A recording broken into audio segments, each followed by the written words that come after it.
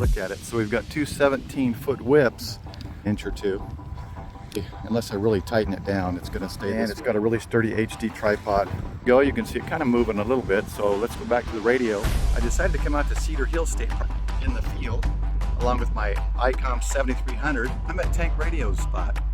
Frank suggested this spot is a good spot, and it is over there, already set up. And give it a go.